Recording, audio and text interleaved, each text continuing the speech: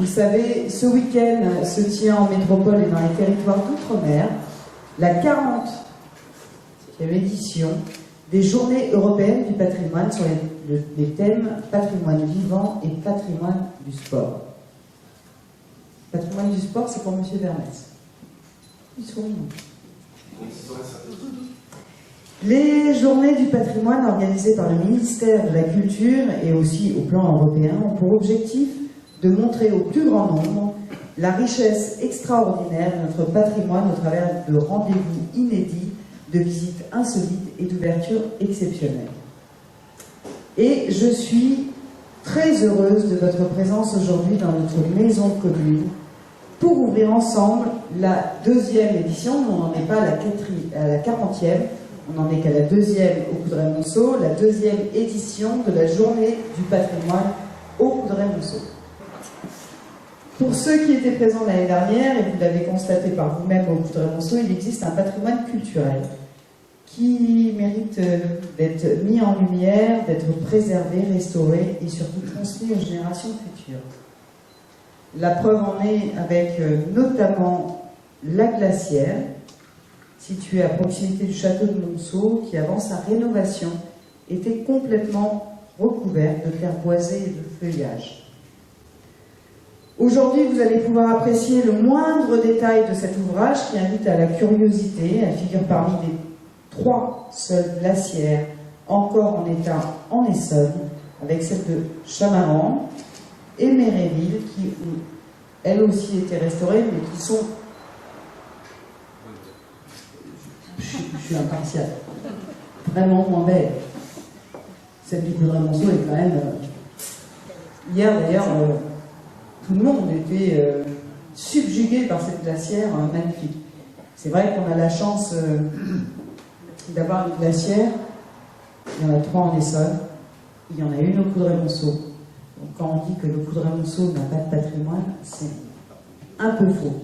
Alors, M. Corot me dira que c'est totalement faux, parce que nous avons un passionné de patrimoine.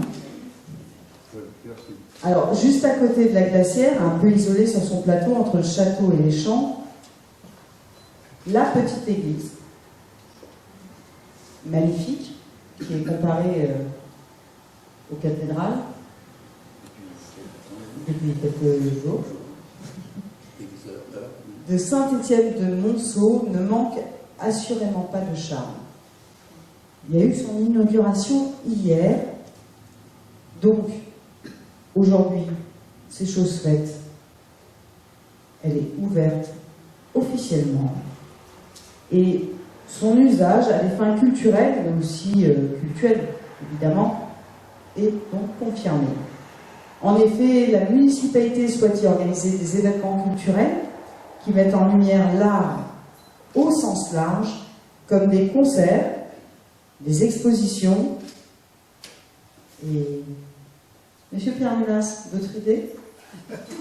Sûrement, oui, plein d'autres idées, mais tout ça va venir. Car effectivement, les églises sont des lieux où l'art est embelli, où l'on peut apprécier la culture autrement. Ainsi, l'église sera un patrimoine vivant tout au long de l'année grâce à vous. Le 4e lieu qui sera également ouvert aujourd'hui pour cette belle journée du patrimoine, c'est l'église Notre-Dame de l'Assomption de la Très-Sainte-Vierge, située rue de l'Église, qui a également été rénovée en 2021 pour consolider la sacristie dont les murs présentaient des fragilités. Et cette année, nouveauté, les demeures de campagne, cet établissement de renom, propose d'ouvrir les portes de son magnifique parc.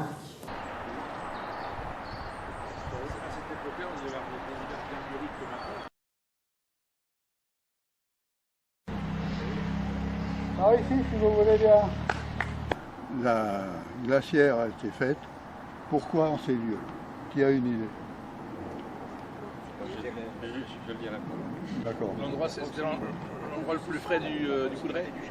Ben non, parce que je vous ai dit tout à l'heure que Monceau, c'était un monceau de sable.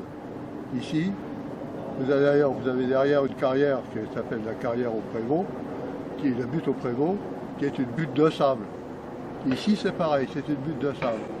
Donc, le terrain se prêtait à la construction de cette glacière. Pourquoi?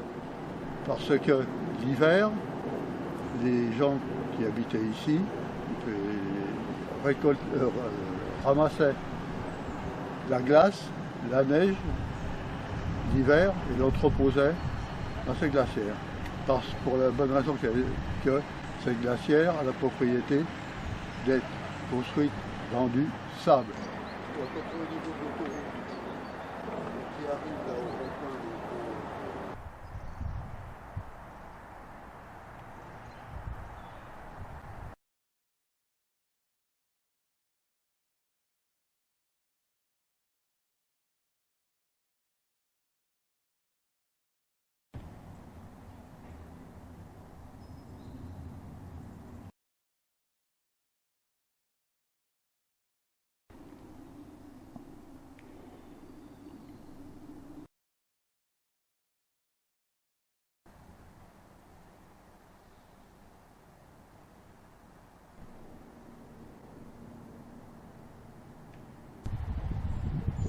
Ouais, c'est vrai. Pour les gens qui veulent.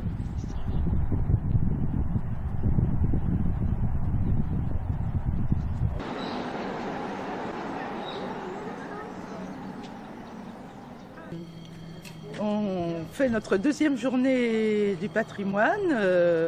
On a un temps splendide et on va pouvoir faire profiter à nos Coudrésiens de notre beau patrimoine qui chaque année, on dévoile chaque année des nouvelles destinations qui sont remarquables. Et ici, nous sommes à l'église. Alors là, nous sommes à l'église Notre-Dame de l'Assomption de la Très Sainte Vierge, qui est donc du XVIe siècle. Elle a été reconstruite sur une chapelle en bois. Parce qu'avant, elle faisait partie de la paroisse de Morsan-sur-Orge, en face. Donc là, on vous a mis une photo, c'est pas là, c'est la Vierge. Que vous avez maintenue. Ah oui, oui. Le clocher qui a été interdit aux pigeons, donc qui a été équipé pour être interdit aux pigeons. Et là, vous avez les derniers travaux qui ont été faits de restauration sur la sacristie.